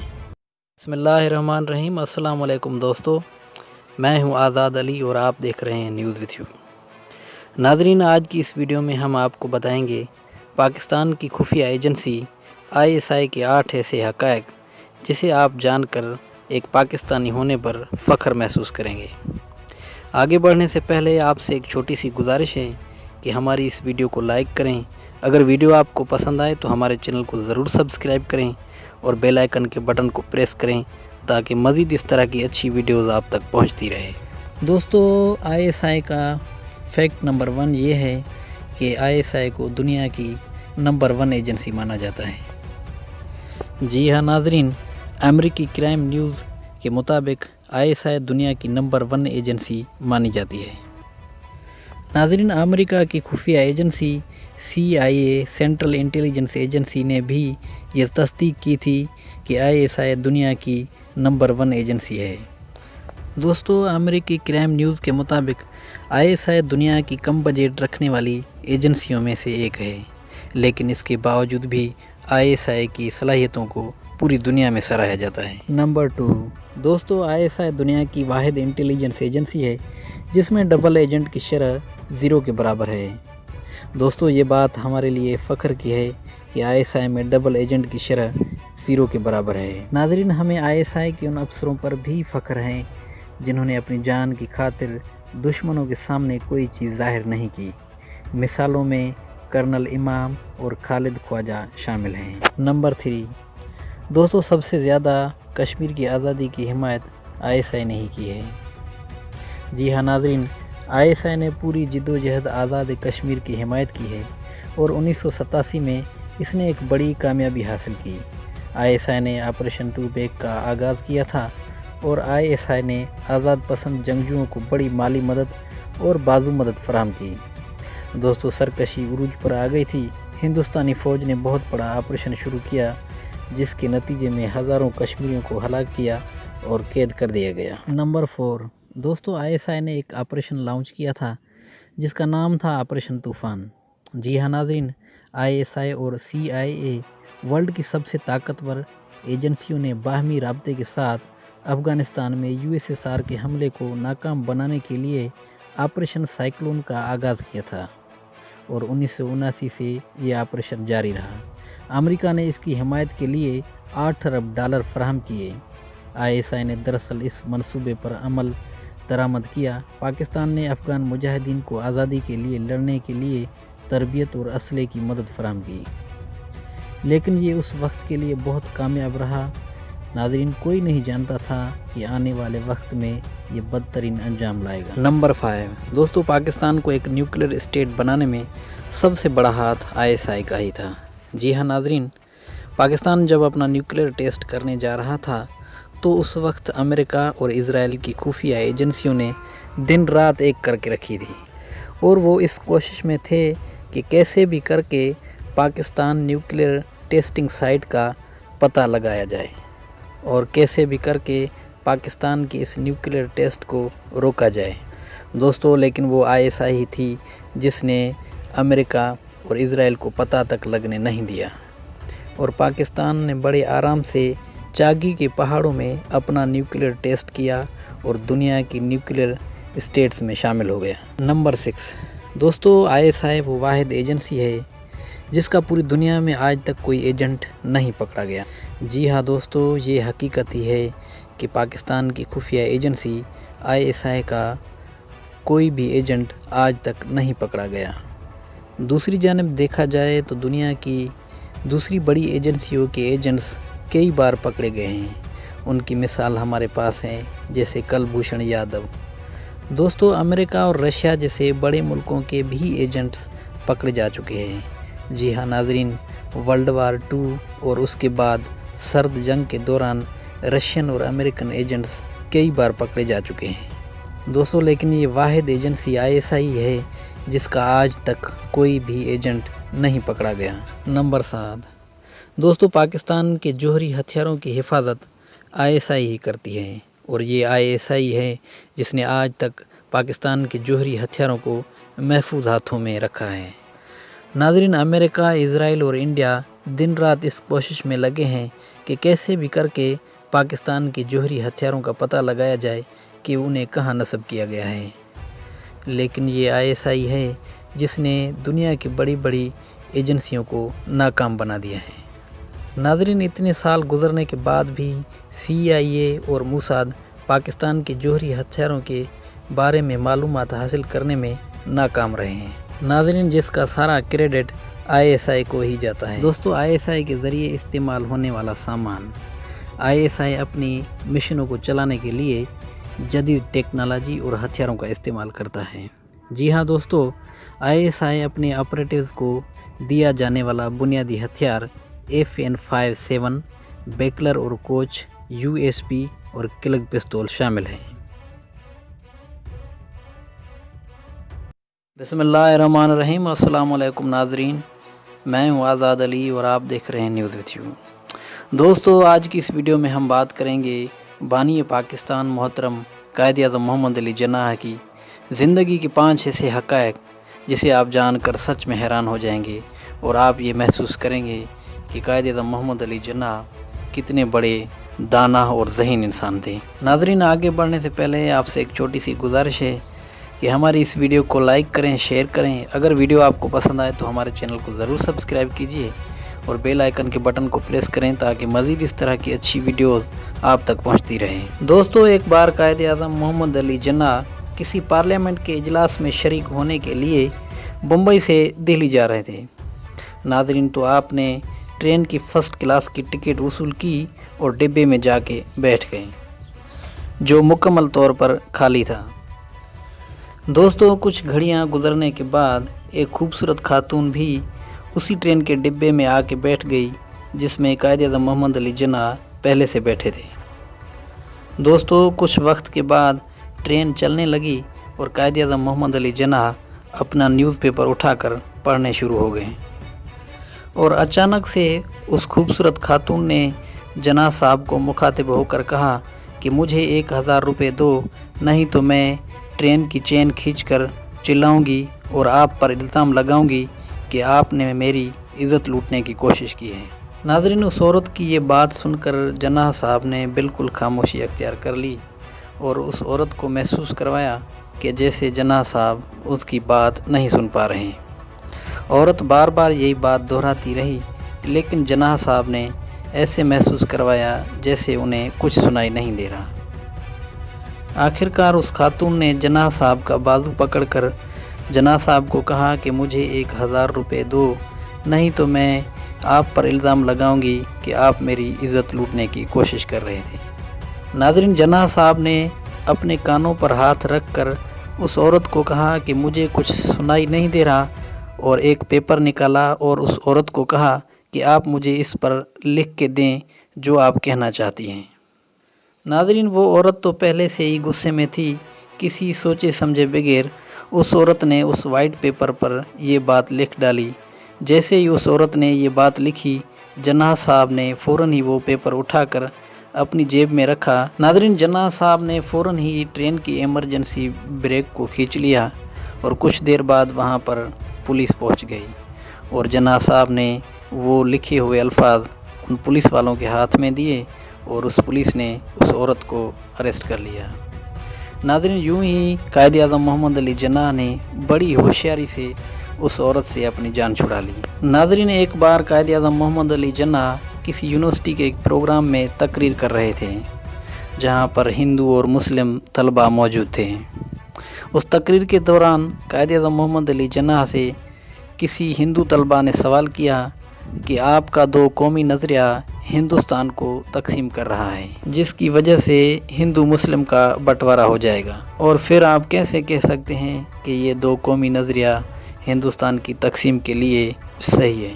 قائد اعظم محمد علی جناح نے ان کی پوری بات سننے کے بعد 1 منٹ تک خاموش ہو گئے، اور اس کے بعد انہوں نے ایک گلاس پانی کا منگوایا اور اس گلاس کا آدھا پانی قائد اعظم محمد علی جناح نے خود پی لیا، اور اس کے بعد اس ہندو طلباء کو بلایا اور کہا کہ کیا آپ یہ پانی پی سکتے ہیں؟ تو اس ہندو لڑکے نے فوراً جواب دیا، جی نہیں، میں یہ پانی نہیں پی سکتا کیونکہ آپ ایک مسلم ہیں۔ اور اس کے بعد قائد اعظم محمد علی جناح نے ایک مسلم طلباء کو بلایا اور اسے کہا کہ آپ یہ آدھا گلاس پانی پی لیجئے، اور اس طلباء نے بغیر کسی اعتراض کے وہ پانی پی لیا۔ ناظرین، اس کے بعد قائد اعظم محمد علی جناح نے اس ہندو طلباء کو کہا کہ دیکھو، یہ ہے دو قومی نظریہ۔ ناظرین، قائد اعظم محمد علی جناح جب اپنی تعلیم لندن میں پوری کر رہے تھے تو وہاں پر ایک پروفیسر تھا جس کا نام پیٹر تھا، جو بے حد جناح صاحب سے نفرت کرتے تھے۔ ناظرین، ایک دن پروفیسر پیٹر اپنے ڈائننگ روم میں ناشتہ کر رہے تھے تو جناح صاحب بھی اسی ٹیبل پر بیٹھ گئے۔ تو پروفیسر پیٹر نے جناح صاحب کو غصے سے کہا کہ کیا تم نہیں جانتے کہ ایک سور اور پرندہ ساتھ میں ناشتہ نہیں کر سکتے؟ ناظرین، جناح صاحب نے بڑے اطمینان سے جواب دیا کہ I should fly to another table۔ تو اس بات سے اس پروفیسر کو بہت شدید غصہ آ گیا، اور اس بات کا بدلہ لینے کے لیے دوسرے دن قائد اعظم محمد علی جناح سے اس پروفیسر نے ایک سوال کیا کہ کیا اگر آپ کے سامنے ایک پیسوں کی بھری ہوئی بیگ پڑی رہے اور دوسری بیگ میں نالج ہو تو آپ کیا اٹھائیں گے؟ قائد اعظم محمد علی جناح نے بڑے پر اطمینان سے جواب دیا کہ میں پیسوں والا بیگ اٹھاؤں گا۔ اس پروفیسر نے بڑے طنزیہ مسکراہٹ دے کر کہا کہ میں اگر آپ کی جگہ پر ہوتا تو نالج والا بیگ اٹھاتا۔ ناظرین، قائد اعظم محمد علی جناح نے بڑے پر اطمینان سے جواب دیا کہ جس بندے کو جس چیز کی ضرورت ہوتی ہے وہ وہی اٹھاتا ہے۔ ناظرین، خاتون سے متعلق قائد اعظم محمد علی جناح کی زندگی میں ایک اور واقعہ بھی پیش آیا تھا۔ جی ہاں دوستو، ایک بار قائد اعظم محمد علی جناح اپنے ڈرائیور کے ہمراہ رات کے وقت اپنے گھر لوٹ رہے تھے کہ روڈ پر ایک خاتون نظر آئی جو انہیں لفٹ کا کہہ رہی تھی۔ ناظرین، قائد اعظم محمد علی جناح نے دیکھا کہ رات بہت ہو چکی ہے اور خاتون اکیلی ہے، اس لیے انہوں نے اس خاتون کو اپنی کار میں بٹھا لیا۔ ناظرین، یوں گاڑی چلتی رہی اور قائد اعظم محمد علی جناح ساتھ ہی ساتھ اپنی سگریٹ سلگاتے رہے۔ دوستو، جیسے ہی قائد اعظم محمد علی جناح کی گاڑی شہر کے قریب پہنچی تو اس عورت نے چلانا شروع کر دیا اور قائد اعظم محمد علی جناح پر یہ الزام لگایا کہ انہوں نے میری عزت لوٹنے کی کوشش کی ہے۔ دوستو، اس وقت قائد اعظم محمد علی جناح کے مخالفین بھی بہت زیادہ تھے اور اس وجہ سے کافی سارے لوگوں نے جناح صاحب کی گاڑی کا گھیراؤ کیا۔ ناظرین، جناح صاحب نے اپنی صفائی میں کہا کہ اگر میں اس عورت کی عزت پہ ہاتھ ڈالتا تو کیا میری اس سگریٹ کے اوپر یہ گل بنی رہتی، جس کو انہوں نے جھٹکا دے کر زمین پر گرایا۔ ناظرین، اس طرح قائد اعظم نے اس عورت سے اپنی جان چھڑائی۔ ناظرین، قائد اعظم محمد علی جناح کی اس دنیا سے رخصت ہونے کے بعد کچھ انگریز اور ہندو سیاستدانوں کا یہ ماننا تھا کہ اگر ہمیں پتہ ہوتا کہ قائد اعظم محمد علی جناح کو اتنی بڑی بیماری ہے تو کبھی بھی ہندوستان کی تقسیم نہ ہونے دیتے، اور اس لیے انہوں نے اپنے ڈاکٹر کو بڑی رازداری سے سمجھایا تھا کہ یہ بات کسی کو پتہ نہ چلے۔ جی ہاں دوستو، قائد اعظم محمد علی جناح کو یہ اچھی طرح پتہ تھا کہ انہیں ایک خطرناک بیماری ہے۔ ناظرین، اس طرح انہوں نے پاکستان کی بنیاد رکھی۔ بسم اللہ الرحمن الرحیم۔ السلام علیکم معزز ناظرین، میں ہوں آزاد علی اور آپ دیکھ رہے ہیں نیوز وتھ یو۔ دوستو، آج کی اس ویڈیو میں ہم بات کریں گے 2020 کی ٹاپ 5 انٹیلیجنس ایجنسیز کے حوالے سے۔ آگے بڑھنے سے پہلے آپ سے ایک چھوٹی سی گزارش ہے کہ ہماری اس ویڈیو کو لائک کریں۔ اگر ویڈیو آپ کو پسند آئے تو ہمارے چینل کو ضرور سبسکرائب کیجیے اور بیل آئیکن کے بٹن کو پریس کریں تاکہ مزید اس طرح کی اچھی ویڈیوز آپ تک پہنچتی رہیں۔ دوستو، تو آئیے ویڈیو کی طرف بڑھتے ہیں۔ نمبر 5 پر آتی ہے موساد۔ موساد کا تعلق اسرائیل سے ہے۔ موساد کو 13 دسمبر 1949 کو وزیر اعظم ڈیوڈ بین کوریا کی تجویز کے مطابق تشکیل دیا گیا۔ بین کوریا موجودہ سیکیورٹی خدمات یعنی فوج کی انٹیلیجنس ڈپارٹمنٹ AMAN، داخلی سیکیورٹی سروس اور دفتر خارجہ کی پولیٹیکل ڈپارٹمنٹ کے مابین تعاون کو بہتر بنانے کے لیے ایک مرکزی ادارہ چاہتے تھے۔ دوستو، مارچ 1951 میں اس کی تنظیم نو کی گئی اور وزیر اعظم کے دفتر خارجہ کا ایک حصہ بنا دیا گیا، جس کا براہ راست وزیر اعظم کو اطلاع دیا جاتا تھا۔ دوستو، موساد انٹیلیجنس اکٹھا کرنا، خفیہ کارروائیوں اور انسداد دہشت گردی کے لیے ذمہ دار ہے۔ موساد اسرائیل کی جمہوری اداروں سے الگ ہے کیونکہ کوئی قانون اپنے مقصد، مقاصد، کردار، مشن، اختیارات یا بجٹ کی وضاحت نہیں کرتا، اور اس لیے کہ اسے اسرائیل ریاست کی آئینی قوانین سے مستعفی قرار موساد کو گہری ریاست قرار دیا گیا ہے۔ اس کے ڈائریکٹر براہ راست اور صرف وزیر اعظم کو جواب دیتے ہیں۔ اس کی سالانہ بجٹ میں لگ بھگ 10 بلین شیکل اور $2.73 بلین لگایا جاتا ہے، اور ایک اندازے کے مطابق اس میں لگ بھگ 7000 افراد براہ راست ملازمت کرتے ہیں۔ دوستو، چوتھے نمبر پر آتی ہیں سیکریٹ سروس انٹیلیجنس، جو MI6 کے نام سے بھی جانی جاتی ہے۔ اس کا تعلق برطانیہ سے ہے۔ ناظرین، اس کی بنیاد رکھی گئی جولائی 1909 کو۔ اس کا ہیڈ کوارٹر لندن میں واقع ہے۔ ناظرین، اس کے کل امپلائی ہیں 2590 اور اس کی اینول بجٹ ہے 3.2 بلین پاؤنڈ۔ دوستو، پہلی اور دوسری جنگ عظیم کے دوران MI6 نے جرمن فورسز کے خفیہ پیغامات اور دوسری فوجی معلومات حاصل کرنے میں سب سے زیادہ کردار ادا کیا تھا، اور اس لیے برطانیہ کی حکومت اور امریکہ نے MI6 کی خدمات کو خوب سراہا۔ دوستو، تیسرے نمبر پر آتی ہے FSB، فیڈرل سیکیورٹی سروس، جس کا تعلق رشیا سے ہے۔ ناظرین، اس کی بنیاد رکھی گئی 12 اپریل 1995۔ اس کا ہیڈ کوارٹر ماسکو میں واقع ہے اور اس کے کل امپلائی ہیں 2,60,000۔ ناظرین، رشیا نے کبھی اس کی بجٹ شو نہیں کی اور اس کے ڈائریکٹر ہیں الیگزینڈر برونٹیکوو۔ دوستو، بنیادی طور پر دیکھا جائے تو FSB KGB کی ہی سکسیسر ہے۔ جی ہاں ناظرین، KGB سوویت یونین کی ایک سیکریٹ انٹیلیجنس ایجنسی مانی جاتی تھی۔ 13 مارچ 1944 سے لے کر 1992 تک KGB کا وجود رہا۔ دوستو، KGB برائے ریاستی سلامتی، غیر ملکی انٹیلیجنس اور سوویت یونین کی ملکی سلامتی کا ادارہ مانا جاتا تھا۔ سوویت دور کے دوران KGB کی ذمہ داریوں میں ملک کی سیاسی قیادت کا تحفظ، سرحدی فوج کی نگرانی اور آبادی کی عام نگرانی بھی شامل تھی۔ دوستو، تو چوتھے نمبر پر آتی ہے CIA، سینٹرل انٹیلیجنس ایجنسی، جس کا تعلق امریکہ سے ہے اور اس کا headquarter Virginia, United States میں واقع ہے۔ دوستو، CIA کے کل امپلائی ہیں 21,575 اور اسے فاؤنڈ کیا تھا ہنری ایس ٹرومن، جو USA کا پریزیڈنٹ واقع تھا۔ دوستو، اس کی بنیاد رکھی گئی 18 ستمبر 1947 کو اور اس کی سالانہ بجٹ ہے 20 بلین کے لگ بھگ۔ دوستو، یہ بات تو آپ اچھی طرح جانتے ہیں کہ امریکہ ایک سپر پاور ہے، اور امریکہ کے سپر پاور بننے میں سب سے زیادہ CIA کا بڑا ہاتھ ہے۔ جی ہاں دوستو، CIA ایک ایسی ایجنسی ہے جو امریکن انٹرسٹ کو پوری دنیا میں پروموٹ کرتی ہے۔ اگر کوئی بھی ملک امریکن انٹرسٹ کے اگینسٹ جاتا ہے تو CIA ان کے خلاف خفیہ کارروائیاں کرتی ہے۔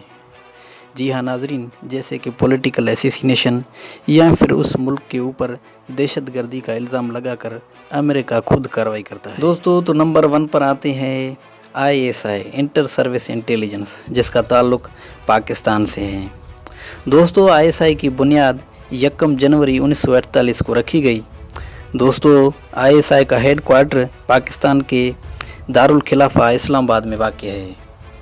دوستو ISI کا کرنٹ DG ہے لیفٹیننٹ جنرل فیض احمد، جو براہ راست پرائم منسٹر کو جواب دہ ہوتا ہے۔ دوستو کچھ ملکوں کا کہنا ہے کہ ISI دنیا کی سب سے زیادہ ایجنٹ رکھنے والی ایجنسی مانی جاتی ہے۔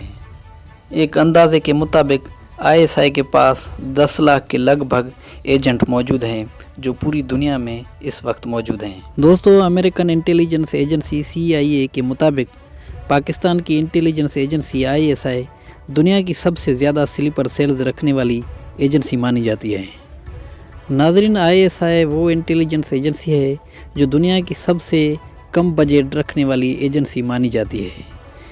اتنے کم بجٹ رکھنے کے بعد بھی ISI اپنا معیار پوری دنیا میں برقرار رکھنے میں ابھی تک کامیاب ہیں۔ دوستو ISI بنیادی طور پر فوجی افسران کی خدمت پر مشتمل ہے، جو Pakistan armed force, army, air force اور نیوی کے 3 سروسز برانچوں پر تیار کی گئی تھی، اور اسی وجہ سے اس کا نام بین الاقوامی خدمات رکھا گیا ہے۔ تاہم یہ ادارہ بہت سارے شہریوں کو بھی بھرتی کرتا ہے۔ دوستو 1971 کے بعد ISI کی سربراہی پاک فوج کے ایک خدمت گار 3 اسٹار جنرل کی حیثیت سے کی گئی تھی، جو وزیر اعظم کے ذریعے چیف آف آرمی اسٹاف کی سفارش پر مقرر ہوئی تھی۔ بسم اللہ الرحمن الرحیم۔ السلام علیکم معزز ناظرین، میں ہوں آزاد علی اور آپ دیکھ رہے ہیں نیوز وتھ یو۔ دوستو آج کی اس ویڈیو میں ہم بات کریں گے 2020 کی ٹاپ 5 انٹیلیجنس ایجنسیز کے حوالے سے۔ آگے بڑھنے سے پہلے آپ سے ایک چھوٹی سی گزارش ہے کہ ہماری اس ویڈیو کو لائک کریں۔ اگر ویڈیو آپ کو پسند آئے تو ہمارے چینل کو ضرور سبسکرائب کیجیے اور بیل آئیکن کے بٹن کو پریس کریں تاکہ مزید اس طرح کی اچھی ویڈیوز آپ تک پہنچتی رہیں۔ دوستو تو آئیے ویڈیو کی طرف بڑھتے ہیں۔ نمبر 5 پر آتی ہے موساد۔ موساد کا تعلق اسرائیل سے ہے۔ موساد کو 13 دسمبر 1949 کو وزیر اعظم ڈیوڈ بین کوریا کی تجویز کے مطابق تشکیل دیا گیا۔ بین کوریا موجودہ سیکیورٹی خدمات یعنی فوج کی انٹیلیجنس ڈپارٹمنٹ، AMAN داخلی سیکیورٹی سروس اور دفتر خارجہ کی پولیٹیکل ڈپارٹمنٹ کے مابین تعاون کو بہتر بنانے کے لیے ایک مرکزی ادارہ چاہتے تھے۔ دوستو مارچ 1951 میں اس کی تنظیم نو کی گئی اور وزیر اعظم کے دفتر خارجہ کا ایک حصہ بنا دیا گیا، جس کا براہ راست وزیر اعظم کو اطلاع دیا جاتا تھا۔ دوستو موساد انٹیلیجنس اکٹھا کرنا، خفیہ کارروائیوں اور انسداد دہشت گردی کے لیے ذمہ دار ہے۔ موساد اسرائیل کی جمہوری اداروں سے الگ ہے کیونکہ کوئی قانون اپنے مقصد، مقاصد، کردار، مشن، اختیارات یا بجٹ کی وضاحت نہیں کرتا، اور اس لیے کہ اسے اسرائیل ریاست کی آئینی قوانین سے مستعفی قرار موساد کو گہری ریاست قرار دیا گیا ہے۔ اس کے ڈائریکٹر براہ راست اور صرف وزیر اعظم کو جواب دیتے ہیں۔ اس کی سالانہ بجٹ میں لگ بھگ 10 بلین شیکل اور $2.73 بلین لگایا جاتا ہے، اور ایک اندازے کے مطابق اس میں لگ بھگ 7000 افراد براہ راست ملازمت کرتے ہیں۔ دوستو چوتھے نمبر پر آتی ہیں سیکریٹ سروس انٹیلیجنس، جو MI6 کے نام سے بھی جانی جاتی ہے۔ اس کا تعلق برطانیہ سے ہے۔ ناظرین اس کی بنیاد رکھی گئی جولائی 1909 کو۔ اس کا ہیڈ کوارٹر لندن میں واقع ہے۔ ناظرین اس کے کل امپلائی ہیں 2590 اور اس کی اینیول بجٹ ہے 3.2 بلین پاؤنڈ۔ دوستو پہلی اور دوسری جنگ عظیم کے دوران MI6 نے جرمن فورسز کے خفیہ پیغامات اور دوسری فوجی معلومات حاصل کرنے میں سب سے زیادہ کردار ادا کیا تھا، اور اس لیے برطانیہ کی حکومت اور امریکہ نے MI6 کی خدمات کو خوب سراہا۔ دوستو تیسرے نمبر پر آتی ہے FSB فیڈرل سیکیورٹی سروس، جس کا تعلق رشیا سے ہے۔ ناظرین اس کی بنیاد رکھی گئی 12 اپریل 1995۔ اس کا ہیڈ کوارٹر ماسکو میں واقع ہے اور اس کے کل امپلائی ہیں 2,60,000۔ नाजरीन, रशिया ने कभी इसकी बजट शो नहीं की और इसके डायरेक्टर हैं एलेक्जेंडर बिरोनटिकोव। दोस्तों, बुनियादी तौर पर देखा जाए तो एफएसबी केजीबी की ही सक्सेसर है। जी हाँ नाजरीन, केजीबी सोवियत यूनियन की एक सीक्रेट इंटेलिजेंस एजेंसी मानी जाती थी। 13 मार्च 1944 से लेकर 1992 तक केजीबी का वजूद रहा। दोस्तों, केजीबी बराह रियासती सलामती, गैर मुल्की इंटेलिजेंस और सोवियत यूनियन की मुल्की सलामती का इदारा माना जाता था। सोवियत दौर के दौरान केजीबी की जिम्मेदारियों में मुल्क की सियासी क़यादत का तहफ़्फ़ुज़, सरहदी फ़ौज की निगरानी और आबादी की आम निगरानी भी शामिल थी। दोस्तों, नंबर 2 पर आती है CIA, सेंट्रल इंटेलिजेंस एजेंसी, जिसका ताल्लुक अमेरिका से है और उसका हेडक्वार्टर वर्जीनिया, यूनाइटेड स्टेट्स में वाक़ है। दोस्तों, CIA के कुल एम्प्लॉई हैं 21,575 और इसे फाउंड किया था हेनरी एस ट्रूमन, जो USA का प्रेसिडेंट वाक़ था। दोस्तों, इसकी बुनियाद रखी गई 18 सितंबर 1947 को और इसकी सालाना बजट है 20 बिलियन के लगभग। दोस्तों, ये बात तो आप अच्छी तरह जानते हैं कि अमेरिका एक सुपर पावर है और अमेरिका के इस सुपर पावर बनने में सबसे ज़्यादा CIA का बड़ा हाथ है। जी हाँ दोस्तों, CIA एक ऐसी एजेंसी है जो अमेरिकन इंटरेस्ट को पूरी दुनिया में प्रमोट करती है। अगर कोई भी मुल्क अमेरिकन इंटरेस्ट के अगेंस्ट जाता है तो CIA उनके खिलाफ खुफिया कार्रवाइयाँ करती है।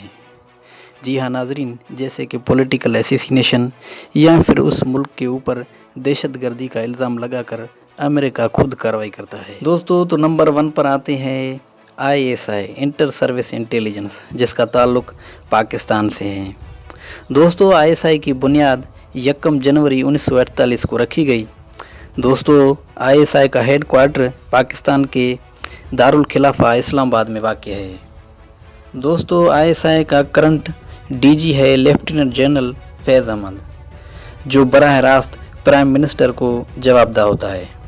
दोस्तों, कुछ मुल्कों का कहना है कि ISI दुनिया की सबसे ज़्यादा एजेंट रखने वाली एजेंसी मानी जाती है। एक अंदाजे के मुताबिक ISI के पास 10 लाख के लगभग एजेंट मौजूद हैं, जो पूरी दुनिया में इस वक्त मौजूद हैं। दोस्तों, अमेरिकन इंटेलिजेंस एजेंसी CIA के मुताबिक पाकिस्तान की इंटेलिजेंस एजेंसी ISI दुनिया की सबसे ज़्यादा स्लीपर सेल्स रखने वाली एजेंसी मानी जाती है। नाज़रीन, ISI वो इंटेलिजेंस एजेंसी है जो दुनिया की सबसे कम बजट रखने वाली एजेंसी मानी जाती है। इतने कम बजट रखने के बाद भी ISI अपना मयार पूरी दुनिया में बरकरार रखने में अभी तक कामयाब हैं। दोस्तों, ISI बुनियादी तौर पर फ़ौजी अफसरां की खिदमत पर मुश्तमिल है, जो Pakistan armed force, army, air force और नेवी के 3 सर्विसेज ब्रांचों पर तैयार की गई थी और इसी वजह से इसका नाम बैनुल अक़वामी खिदमत रखा गया है। ताहम ये इदारा बहुत सारे शहरियों को भी भर्ती करता है। दोस्तों, 1971 के बाद ISI की सरबराही पाक फ़ौज के एक खिदमतगार 3 स्टार जनरल की हैसियत से की गई थी, जो वज़ीर आज़म के ज़रिए चीफ ऑफ आर्मी स्टाफ की सिफारिश पर मुकर्रर हुई थी। बिस्मिल्लाहिर्रहमानिर्रहीम। अस्सलाम वालेकुम नाज़रीन, मैं हूं आज़ाद अली और आप देख रहे हैं न्यूज़ विथ यू। दोस्तों, आज की इस वीडियो में हम बात करेंगे भारत चीन कशीदगी के हवाले से और ये देखेंगे कि भारत अपने मरे हुए फ़ौजियों को पूरी दुनिया से कैसे छुपा रहा है और उसकी अपनी मीडिया ही उसकी पोल खोल रही है। मज़ीद आगे बढ़ने से पहले आपसे एक गुजारिश है कि हमारी इस वीडियो को लाइक करें। अगर वीडियो आपको पसंद आए तो हमारे चैनल को ज़रूर सब्सक्राइब करें और बेल आइकन के बटन को प्रेस करें ताकि मज़ीद इस तरह की अच्छी वीडियो आप तक पहुंचती रहें। दोस्तों, चीन के साथ भारत की हालिया टक्कर ने इस खित्ते में ही नहीं बल्कि आलमी सियासत का मंजरनामा भी बदलना शुरू कर दिया है। भारत और चीन के दरमियान जंग बंदी हो भी जाए, लेकिन चीनियों के हाथों होने वाली हज़ीमत ने भारतीयों के रूह पर गहरे ज़ख्म ज़रूर लगाए हैं।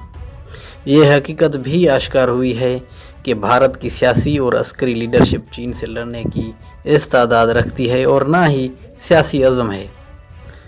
ये एक बहुत ही मुख्तलिफ चीन से भारत का वास्ता पड़ा है, जो जारहाना अंदाज, सियासत और सफारतकारी अख्तियार कर चुका है और अपने मौक़िफ़ पर डट जाता है। लद्दाख की गुलमा वैली में चीन ने 60 मुरब्बा किलोमीटर पर कब्ज़ा कर लिया और ना ही सिर्फ अपनी पुरानी पोजीशन पर वापस जाने से इनकार किया है, बल्कि मज़ीद इलाके पर भी अपनी हाकिमियत का दावा करता है।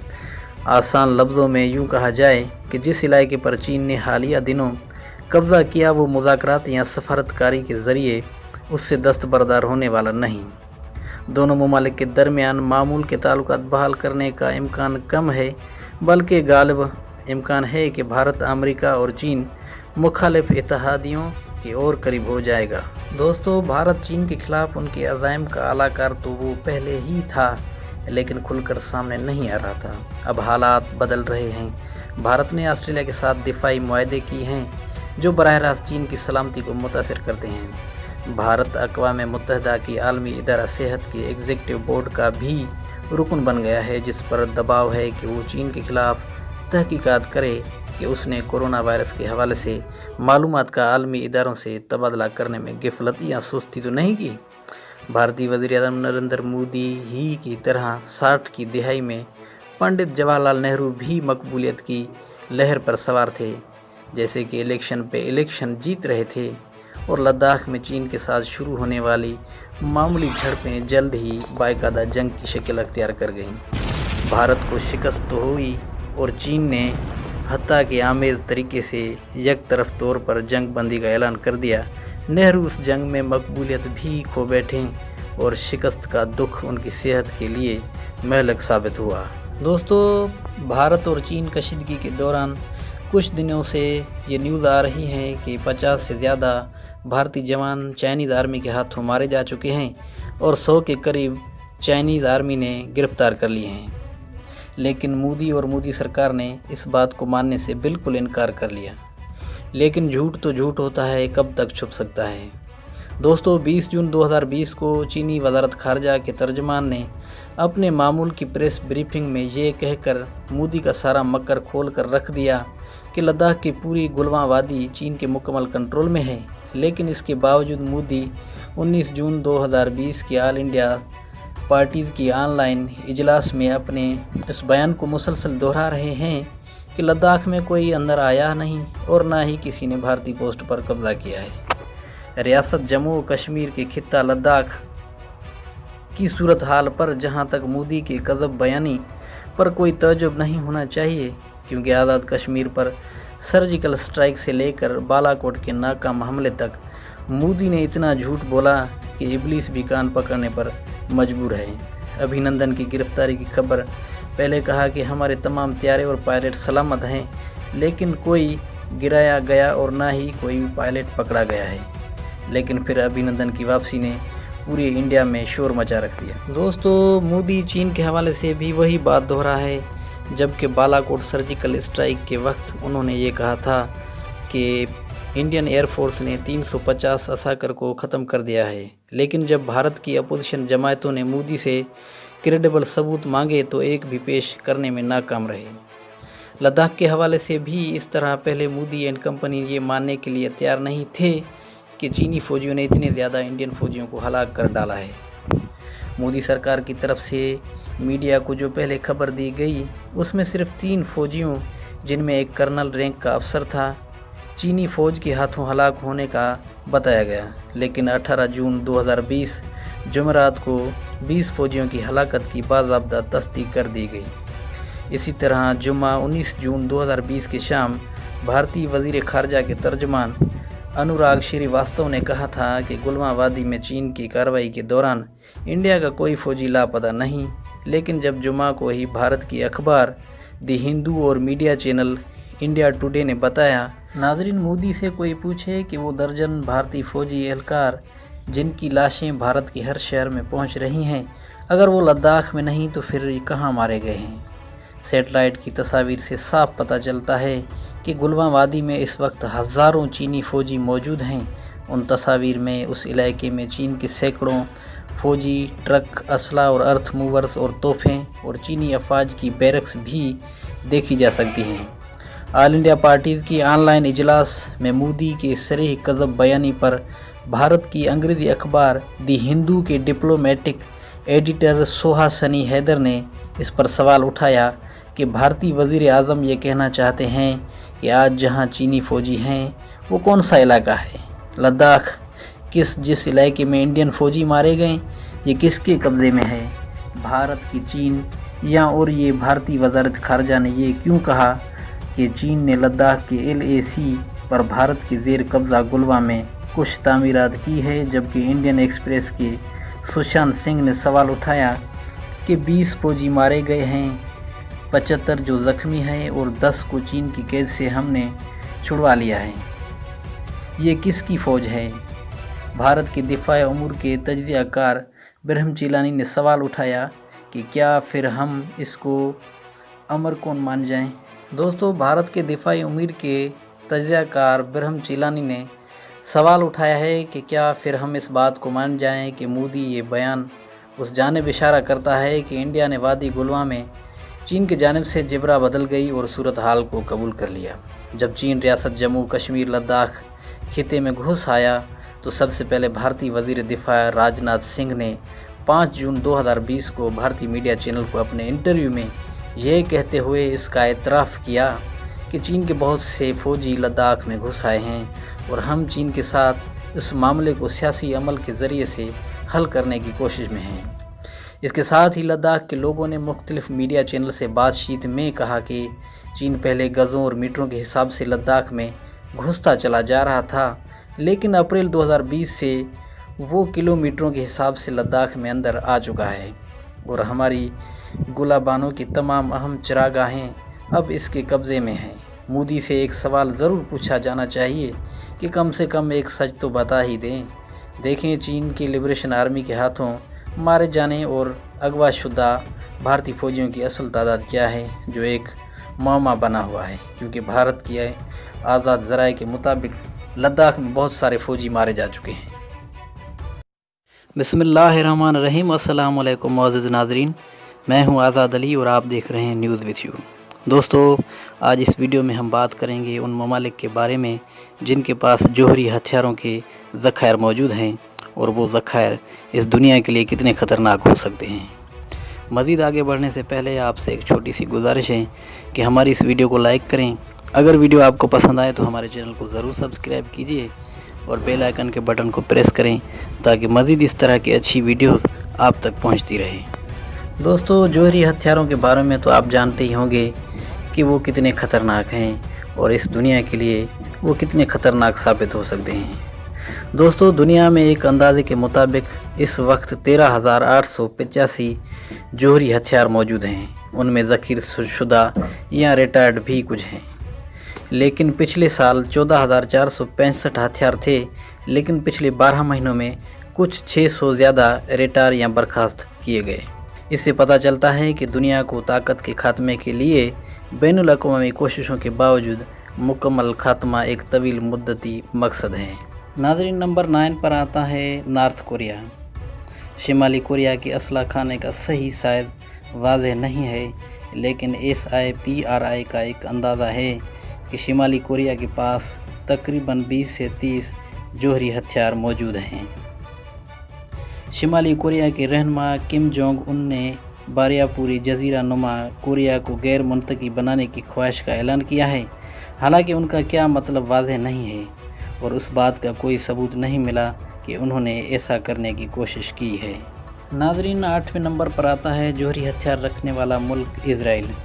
इसराइल ने कभी भी अवामी सतह पर जोहरी हथियारों के कब्ज़े का एतराफ़ नहीं किया है। आलमी बरादरी इस मफरूज़ी के तहत काम करते हैं जो वो करती आ रही है। SIPRI का अंदाज़ा है कि इसके पास 90 से 80 जोहरी हथियार मौजूद हैं जो दुनिया से छुपाए जा रहे हैं। जोहरी महक़क़ीन के कंसोर्शियम फिसाइल मटीरियल्स पर बैनुल अक़वामी पैनल ने यह भी अंदाज़ा लगाया है कि सन 2016 के आखिर तक इज़राइल के पास 80 के करीब वारहेड्स मौजूद थे। इसराइल की जोहरी हिकमत अमली का नाम है एमेट, जो धुंधलापन या इबहाम के लिए इब्रानी ज़बान में कहा जाता है। दोस्तों, 7वें नंबर पर आता है जोहरी हथियार रखने वाला मुल्क भारत, जिसके पास एक अंदाजे के मुताबिक 130 से लेकर 140 तक जोहरी हथियार मौजूद हैं। दोस्तों, भारत अपने न्यूक्लियर इस्तेमाल ना करने की पॉलिसी को बरकरार रखते हुए नज़र आ रहा है, लेकिन मुस्तकबिल में बहुत सारे इस बात पर सवाल उठाए जा रहे हैं कि क्या भारत अपनी सेकंड स्ट्राइक की पॉलिसी पे बरकरार रहेगा भी या नहीं, क्योंकि कश्मीर के मसले को लेकर भारत और पाकिस्तान के दरमियान बहुत संगीन हालात हैं। भारत के पास 130 से 140 तक स्टॉक पाइल्ड जौहरी हथियार मौजूद है और पाकिस्तान की तरह ना ही उसने कोई अपना जौहरी हथियार डिप्लॉयड किया है और ना ही रिटायर्ड किया है। नाज़रीन, छठे नंबर पर आता है सबसे ज़्यादा जौहरी हथियार रखने वाला मुल्क पाकिस्तान। पाकिस्तान के पास तकरीबन 150 से 160 जौहरी हथियार मौजूद हैं, जबकि इसके हमसाया मुल्क भारत के पास 130 से लेकर 140 तक जौहरी हथियार मौजूद हैं। दोस्तों, दोनों ममालिक के ज़रिया दावा किया जाने वाला खित्ता कश्मीर की अर्ज़ आज़ादी को मनसूख करने के बाद इस गर्मी में मुल्क की माबैन तनाव का एक तारीखी उरूज को पहुंचा और उसे नई दिल्ली के ज़ेर कंट्रोल लाया गया। बैनुल बराज़मी और सबमरीन लॉन्च किए गए जौहरी मिसाइल तैयार करने की कोशिशों से ज़ाहिर होता है कि हिंदुस्तान जल्द ही जौहरी ट्रायड हासिल कर सकता है। बुनियादी तौर पर पाकिस्तान के साथ तनाव की वजह से कुछ माहिरीन ने सवाल उठाए हैं कि क्या हिंदुस्तान की फर्स्ट स्ट्राइक की पॉलिसी वाली हैसियत बरकरार रहेगी या नहीं। पाकिस्तान की अपने जौहरी हथियारों को ज़मीनी और हवा से पहुंचा सकता है और मुबीना तौर पर जौहरी ट्रायड को मुकम्मल करने के लिए समुद्री सतह पर तरसील के तरीके तैयार कर रहा है। नाज़रीन, पाकिस्तान पाबंदियों का सामना करने के बावजूद भी पाकिस्तान मुबीना तौर पर किसी भी दूसरी कौम के मुकाबले में अपने जौहरी हथियारों में तेज़ी से तोसी कर रहा है। बरतानवी पॉलिसी की तरह पाकिस्तान का भी दावा है कि वो किसी भी गैर जौहरी रियासत के खिलाफ अपने जौहरी हथियारों का इस्तेमाल नहीं करेगा और ना ही किसी को धमकी देगा, और पड़ोसी मुल्क भारत के खिलाफ मुमकिन इस्तेमाल पर बहुत सारे सवालों के जवाब नहीं दिए जाएंगे। दोस्तों, 5वें नंबर पर आता है सबसे ज़्यादा जौहरी हथियार रखने वाला मुल्क बरतानिया। बरतानिया के पास 200 से ज़्यादा जौहरी हथियार हैं और वो इसे अपने वॉन्गवर्ड क्लास की 4 आबदोदों से अपनी ट्राइडेंट मिसाइल प्रोग्राम के ज़रिए ही लॉन्च कर सकता है। नाज़रीन, बरतानिया नेटो का मेंबर रियासत है और उस इत्तेहाद की छतरी हिफाजत में हिस्सादार हैं। ये हर वक्त रॉयल नेवी की मुसलसल समंदरी डिटरेंट के तहत गश्त पर एक जौहरी मुसल्लह आबदोद बरकरार रखता है। ये पॉलिसी 1959 से कायम है। उस पॉलिसी को बरकरार रखता है जौहरी हथियारों के अदम फैलाव के बारे में अक़वाम मुत्तहिदा की 1970 के मुआहदे के मुताबिक वो जौहरी हथियार उठाने वाले किसी भी रियासत के खिलाफ अपने असला खाने को इस्तेमाल नहीं करेगा, ना ही उसे धमकी देगा। नाज़रीन, चौथे नंबर पर आता है दुनिया के सबसे ज़्यादा जौहरी हथियार रखने वाला मुल्क चीन। पेंटागन ने मई 2019 में ये बात वाज़ेह कही थी कि चीन के पास इस वक्त 290 से ज़्यादा जौहरी हथियार मौजूद हैं और चीन अपना जौहरी ट्रायड करने की तरफ बढ़ते हुए दिखाई देते हैं। चीन एक न्यूक्लियर होने के साथ साथ अपनी सेकंड स्ट्राइक की पॉलिसी को बरकरार रखते हुए नज़र आता है। नाज़रीन, सेकंड स्ट्राइक पॉलिसी का मतलब ये होता है कि जब तक दूसरा मुल्क चीन पर हमला ना करे तब तक चीन किसी दूसरे मुल्क पर जौहरी हथियारों का हमला नहीं कर सकता। दोस्तों, फ्रांस के पास 300 हथियारों के साथ दुनिया का तीसरा सबसे बड़ा जौहरी ज़ख़ीरा मौजूद है। एक अंदाजे के मुताबिक फ्रांस का राफेल लड़ाका हथियारा हिरोशिमा पर गिरे गए बम के साइज से 20 गुना ज़्यादा बेरों के साथ जौहरी हथियार रख सकता है। अगर न्यूक्लियर सेक्रेसी के हिसाब किताब के मुताबिक अगर उसका साइज़ कोई हिस्सा वाशिंगटन डीसी के ऊपर पड़ता है तो उसके नतीजे में तकरीबन 2,80,000 हलाकतें हो सकती हैं। दोस्तों, फ्रांस के पास 300 के करीब स्टॉक पाइल्ड जौहरी हथियार मौजूद हैं और उसने अभी तक अपने 10 जौहरी हथियार डिप्लॉयड किए हुए हैं, जबकि फिल वक्त उसने कोई एक भी जौहरी हथियार रिटायर्ड नहीं किया। नंबर दूसरे पे आता है दुनिया का सबसे बड़ा मुल्क और सबसे ताकत रखने वाला अमेरिका। अमेरिका के पास एक अंदाजे के मुताबिक 6,185 हथियारों के साथ दुनिया का दूसरा सबसे बड़ा जौहरी हथियार है।